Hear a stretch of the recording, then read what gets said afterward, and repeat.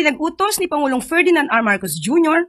ang pagkakaroon ng lifestyle check sa lahat ng mga opisyal sa gitna ng investigasyon patungkol sa maanumalyang flood control projects. Pinag-utos po ni Bongbong Marcos na magkaroon ng lifestyle check sa mga opisyal ng gobyerno. Kung titingnan po talaga natin mga kababayan, ayon po sa Republic Act 6713 o ang Code of Conduct and Ethical Standards for Public Officials and Employees, malinaw pong sinasabi na ang mga opisyal at kawani ng gobyerno at kanilang pamilya ay dapat mamuhay ng simple at naaayon sa kanilang kita at posisyon. Hindi sila dapat magpakita ng maluho, magarbo at kahit anong anyo ng kayamanan. Sa probisyong ito po, ito ay nagsisilbing paalala na ang pagiging lingkod bayan ay hindi tungkol sa pagpapayaman, kundi sa tapat na paglilingkod.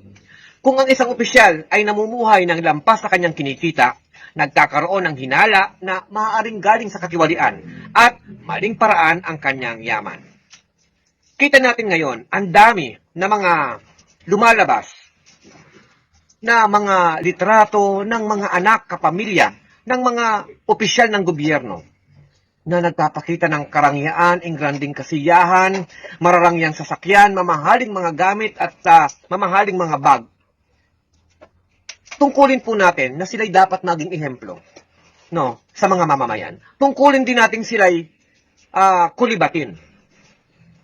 Sa kabuuan po mga kababayan, ipinapaalala ng RA 6713 na ang public office ay isang public trust at ang pagiging lingkod bayan ay dapat makita sa pagiging payak, tapat at tunay na nagsisilbi para sa interes ng nakararami, hindi para sa sariling kapakanan.